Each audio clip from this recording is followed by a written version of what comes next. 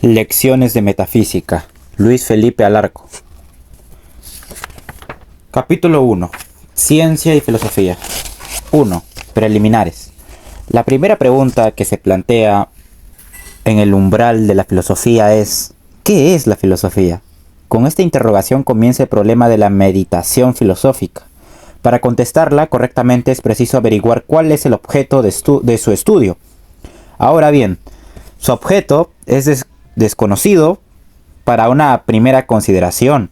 Las ciencias, en cambio, parten de la posesión de su objeto, de un ámbito previamente delineado. Los problemas que se le presentan nacen dentro de este dominio. No así la filosofía, cuyo objeto debe ser buscado. ¿Cómo encontrarlo?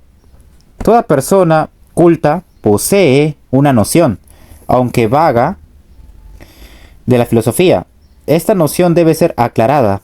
Este es uno de los caminos posibles, camino que se encuentra facilitado por la existencia de doctrinas que poseen indiscutiblemente carácter filosófico.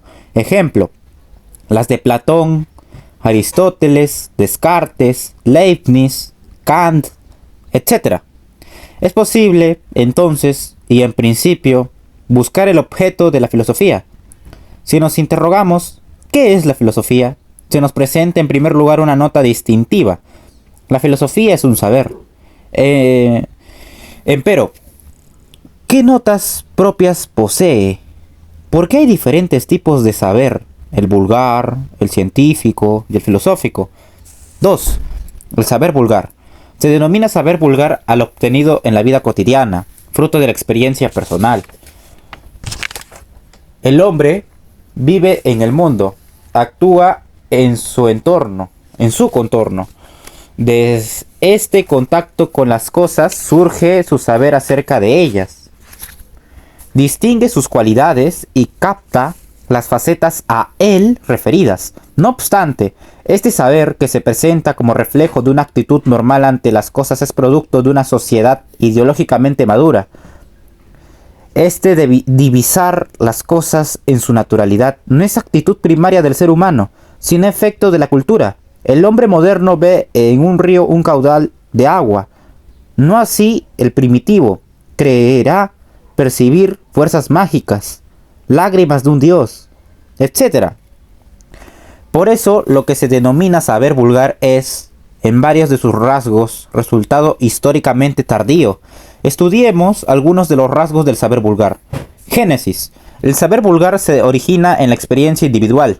Por eso se acrecienta en el transcurso de la vida. Solo parcialmente es transmisible, pero hay un núcleo intransferible que requiere de la propia experiencia, porque la ajena es insuficiente. Es indispensable haber efectuado ciertos actos, haber sido remecido por ciertas situaciones para saber originariamente acerca de algo.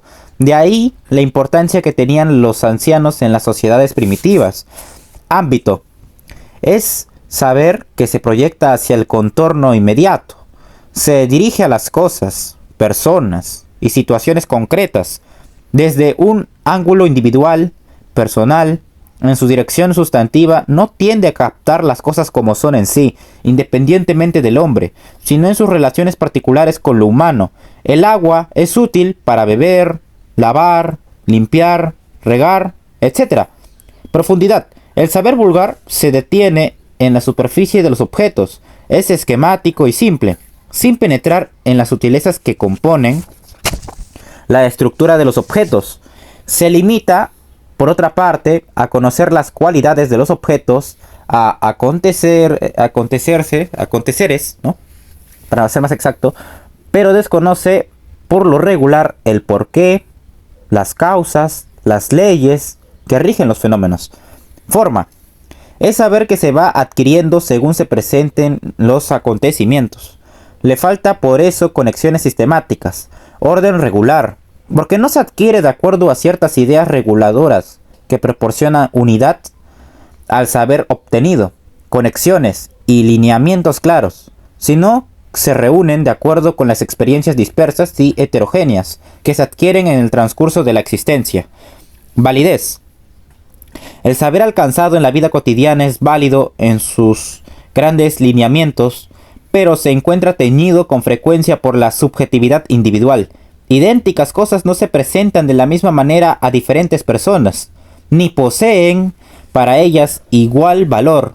Esta lluvia torrentosa que dificulta caminar por el campo, que se presenta como obstáculo y que se mira con enojo, es observada con placer por el campesino, quien piensa en el sembrío y en la cosecha. Carece, por tanto, generalmente de validez universal. Es válido solo para esta situación, para este individuo. Finalidad. El saber vulgar está al servicio de la vida. Debido a él, puede el hombre desenvolverse adecuadamente en su contorno, porque los campos descubiertos de esta manera son suficientes para que la existencia humana se desenvuelva. No es necesario conocer las profundidades de las cosas para moverse biológicamente entre ellas con acierto. 3. El saber científico. No es idéntico el saber de la vida cotidiana y el de la ciencia. Ejemplo, esta mesa que se encuentra delante de nosotros, ¿qué es? ¿Qué cualidades posee? El saber vulgar nos dice que es un mueble que sirve para comer y diversos usos familiares, que tiene una forma, un color y una dureza determinada, etc. El saber científico nos habla de descargas eléctricas positivas y negativas, de protones y electrones. Son, pues, dos mundos al parecer distintos. ¿Cuál de los dos es el verdadero? Se ha contestado con suma frecuencia el de la ciencia. Contestamos, los dos son verdaderos. La situación primaria del hombre no es estar desprovisto de conocimientos, envuelto, por decirlo así, en sombras, oscuridad que la ciencia ilumina. Esto no es exacto.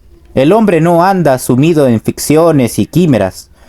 En el conocimiento cotidiano se captan rasgos auténticos de las cosas, pero en su aspecto sensible y en su referencia a nosotros, o sea, en el uso que hacemos de ellas, conocemos las cosas porque las usamos, y en tanto las usamos. La ciencia es el esfuerzo por penetrar en forma cada vez más honda y extensa en el mundo, proyectándose más allá de la impresión sensible. De esta manera, pretende captar las cosas como son en sí mismas, sustituyendo lo sensible por lo inteligible, por determinaciones meramente racionales. Examinemos ahora los rasgos del saber científico. Génesis. A diferencia del saber vulgar que nace de la experiencia individual y que por tanto es intransferible en su raíz, ya que el consejo ajeno solo puede ayudar en parte, el saber científico es obra universal de múltiples investigadores, de una comunidad de sabios. Es transferible por naturaleza, se acrecienta y perfecciona en el decurso de la historia, mientras, en lo fundamental, el saber vulgar nace y muere con cada individuo, desenvolviéndose. Por tanto, en círculos perennes, el saber científico avanza en rectas incesantes. Ámbito. El saber científico se proyecta hacia el mundo de la naturaleza y del espíritu. Más como el universo no es una masa caótica e indiferenciada, sino que lo integran regiones de diversa condición. La ciencia se bifurca en múltiples disciplinas para investigar cada una de ellas. A manera de ejemplo, lo cuantitativo es estudiado por las matemáticas, los fenómenos vitales por la biología, el curso de los astros por la astronomía. Esta división de la ciencia es necesaria para analizar el cosmos en su detalle. De esta manera, la ciencia ha descubierto campos que sin su labor hubiesen permanecido ignorados por el hombre. Profundidad. El saber científico no se detiene en la experiencia sensible, en la percepción, porque a veces esta nos induce a error. Ejemplo, nosotros vemos que el sol se mueve, siendo en realidad la Tierra la que efectúa el movimiento. La ciencia procura descubrir las cualidades mismas de las cosas más allá del mundo de las apariencias, y no se detiene en la mera descripción de las cualidades de los objetos, sino, en su conjunto, investiga su porqué. Entonces, inquiere de dónde proceden, qué causas han operado sobre ellas, por qué son como son. O sea, descubre su articulación con otros objetos. Cuando se encuentra la ley que rige a un fenómeno, se dice que se lo ha explicado. Entonces, la ciencia amplía el horizonte intelectual del hombre, no solo en una dimensión cuantitativa, sino también cualitativa. Forma. El saber científico es sistemático y metódico. El conjunto del universo no constituye un caos, sino que en él rige el orden, las conexiones legales entre las cosas.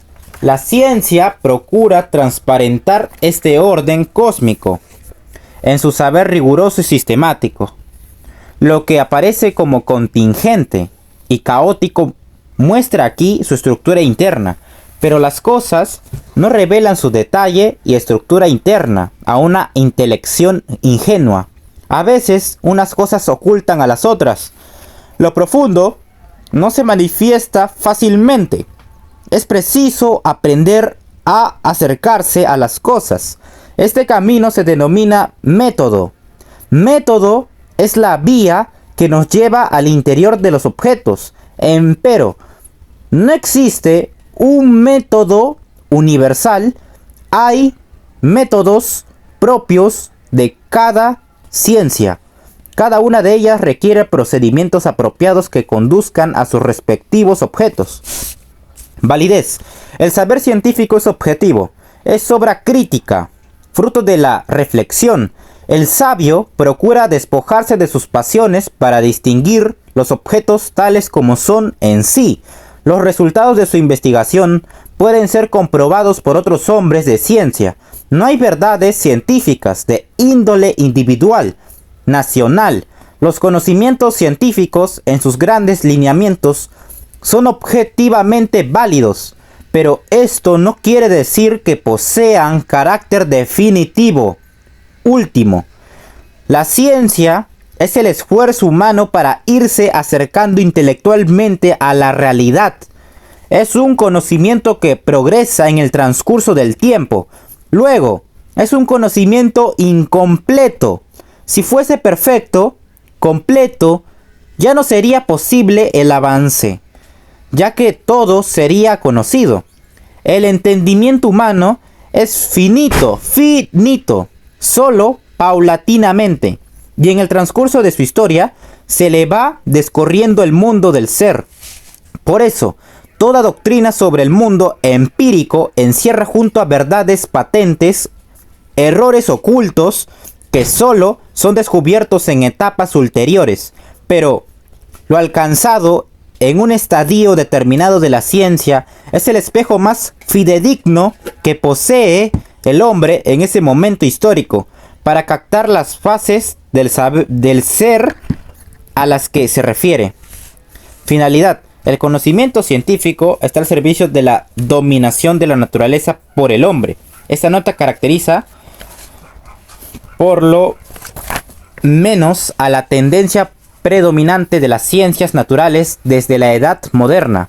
Gracias a la ciencia, el hombre ha podido dominar a la naturaleza, creándose un ambiente adecuado de vida. A la ciencia, como hemos visto, le interesa fundamentalmente el porqué de las cosas, es decir, la ley, la causa, porque solo lo que se repite regularmente, de acuerdo a las leyes, es posible predecirlo, y solo lo que es predecible puede ser dominado. Por eso, se ha dicho que la ciencia, más que visión, es previsión. Si no se sabe, si no se prevé, no se puede dominar. De ahí el decir del filósofo Bacon, saber es poder. 4. El saber filosófico. Debemos averiguar ahora el carácter de la filosofía. Para esto tenemos que examinar la relación que tiene con la ciencia. Hay dos posiciones bien marcadas en la historia de la filosofía moderna. acerca de la relación entre filosofía y ciencia. Existe una dirección que sostiene que no hay diferencia fundamental entre ambas. La filosofía es ciencia, o debe esforzarse en poseer el carácter riguroso de la ciencia, porque fuera de la ciencia no existe conocimiento exacto. En esta forma, el rasgo de la filosofía, podríamos decir, es inferior al de la ciencia, ya que ésta constituye su modelo, su norma. Otra dirección afirma que existen diferencias fundamentales entre filosofía y ciencia. Prácticamente nada hay de común entre ellas. Las dos son maneras radicalmente distintas de conocer el universo. La filosofía no es, de ninguna manera, ciencia. Está por encima de ella. Posee un rango más alto. A nuestro entender, ambas posiciones son extremas, radicales, unilaterales. Aunque nos acercamos más a la segunda posición, contestamos a los primeros.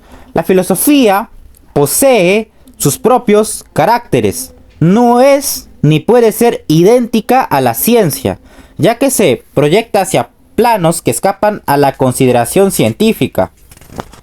La diferencia que existe entre ciencia y filosofía no es superficial, arbitraria, ni puede ser borrada, porque se fundamenta en diferencias esenciales en el campo de sus objetos, que exigen actitudes y procedimientos cognoscitivos diferentes. Contestamos a los segundos. No existe, con todo, un abismo entre las dos. La ciencia misma se ha desprendido de la filosofía, ha nacido de su tronco. En épocas anteriores se la confundió con ella. A pesar de las diferencias existentes, hay notas similares. Sostenemos, existen notas comunes a la filosofía y a la ciencia, pero existen simultáneamente notas que las diferencian. Estudiemos ahora los rasgos de la filosofía para destacar sus analogías y sus diferencias con la ciencia. Génesis. A. La filosofía como la ciencia son obras colectivas. Al filósofo le es indispensable conocer la historia de la filosofía. Cada pensador recoge los problemas ya planteados provenientes del pasado o de su tiempo. También en la filosofía se da un avance en el transcurso de su historia. Nuevos problemas son divisados, otros van adquiriendo mayor precisión y transparencia. B. Pero la filosofía requiere, en mayor grado que la ciencia, la experiencia personal del sujeto, la madurez, el contacto con la plenitud del humano. Y si bien es cierto que en el decurso de su historia la filosofía avanza, hay épocas que claramente denotan retroceso. Su avance, por eso, deja de ser lineal, dependiendo en última instancia de la genialidad de los pensadores de la época. Ámbito. A. La filosofía, como la ciencia, se proyecta hacia el mundo de la naturaleza y del espíritu, ampliando el horizonte intelectual del hombre. B. Pero mientras la ciencia fragmenta su visión sobre el cosmos para estudiarlo en su detalle, la filosofía se proyecta hacia el ser en su más amplia generalidad, como un todo. Además, no solo estudia los mismos objetos desde una diferente dimensión, sino que posee objetos no estudiados por la ciencia. Por encima de las ciencias se cierne el problema del saber científico. ¿Qué es el saber? ¿Es posible el saber? Estudia, por tanto, las condiciones formales, lógica y materiales, teoría del conocimiento, de la ciencia. Investiga, además, sus supuestos ónticos, ontología. ¿Qué es el ser? ¿Qué? ¿El tiempo? ¿El espacio? ¿La ley? ¿La causa? Por eso, la filosofía es consideración transcientífica, metacientífica, con objetos propios entre los que se incluyen los valores. Profundidad. A. La filosofía, como la ciencia, penetra más allá de las apariencias para buscar lo que son las cosas, buscando también el porqué de las mismas. B. La ciencia busca las causas inmediatas de los fenómenos. ¿Por qué se dilatan los cuerpos? ¿Por qué se mueven? Y encuentra la condición inmediata que los determinan. El calor, el movimiento de otro cuerpo. La filosofía, en cambio, busca los principios primeros, las causas mediatas, la posición cósmica. ¿Qué es este cuerpo en cuanto ente?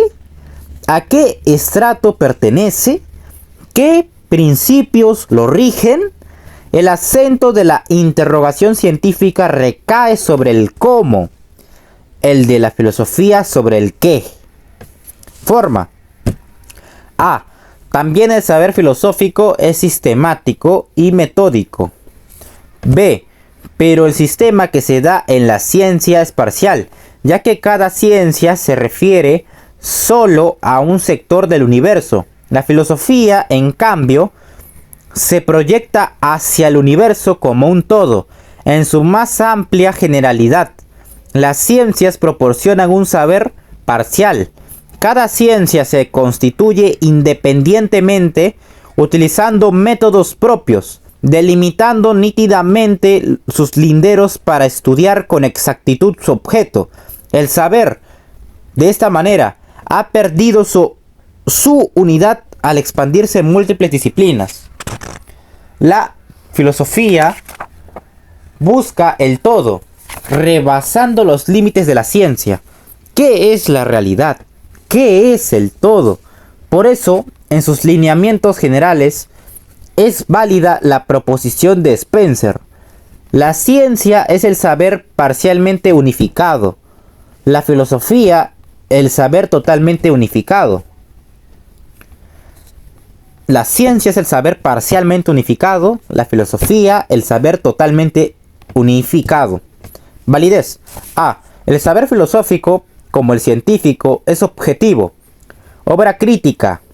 Sus conocimientos son válidos, pero considerados en conjunto no son definitivos, últimos, ya que siempre es posible el avance. En este punto ocurre en la filosofía lo mismo que observamos en la ciencia. B. Pero la objetividad adquiere una faz nueva. En las ciencias, los caminos son frecuentemente angostos y rigurosos. Solo existe una vía, un matiz, que es y debe ser idéntico para todos los observadores humanos. En la filosofía, los horizontes son más amplios, las perspectivas más numerosas. La filosofía no es mera cuestión de razón o intelecto, sino filosofa todo el hombre. Ya en el hecho de escoger, de destacar estas o aquellas aristas del conjunto, se manifiesta la subjetividad, la personalidad del filósofo. Por eso existe una filosofía alemana, francesa, inglesa. No es así una ciencia alemana, inglesa, francesa. Empero, la existencia de filosofías nacionales no significa que solo posean validez en sus respectivos países. El carácter nacional no se refiere en sentido estricto a la validez, porque toda proposición válida es válida en sí, sino a las diferencias de estilo, método, temática. Finalidad. A. Filosofía y ciencia están al servicio del hombre. Son creaciones suyas. Le sirven para incrementar su horizonte intelectual, para comprender el mundo en torno y ponerse en contacto con regiones profundas del universo. B. La dirección general de las ciencias naturales es el dominio de la naturaleza. La filosofía, en cambio, busca claridad en el horizonte de la existencia humana. El filósofo, al buscar el mundo, se busca a sí mismo en cuanto hombre, porque este es lo que es en relación al mundo. La filosofía nace de un saberse perdido en el que se esfuma la certidumbre se intuyen planos ocultos y surge el saber del no saber. Se ignora entonces lo que se es y lo que es el mundo. Por eso su amor a un saber más profundo y más cierto, que se transparenta en la búsqueda del ser desde la intimidad humana. La filosofía es una pérdida y un comienzo que se concreta en el esfuerzo por iluminar y comprender. En la doctrina objetivada de un filósofo solo restan las huellas de esta búsqueda. Solo es posible divisarla detrás de las palabras, desde la penumbra propia. Por eso dice Kant que no se aprende filosofía, sino a filosofar. 5. Anotaciones críticas. Las distinciones indicadas entre filosofía y ciencia se desenvuelven en lo fundamental, en el campo del pensamiento contemporáneo. Ellas son válidas en sus lineamientos generales. No obstante, el problema es hondo en sus raíces y presenta incesantes dificultades a toda respuesta que pretenda ser definitiva. Por eso, y simplemente valiéndonos de un ejemplo, es conveniente analizar de nuevo, desde nuevas perspectivas, una de las más importantes soluciones.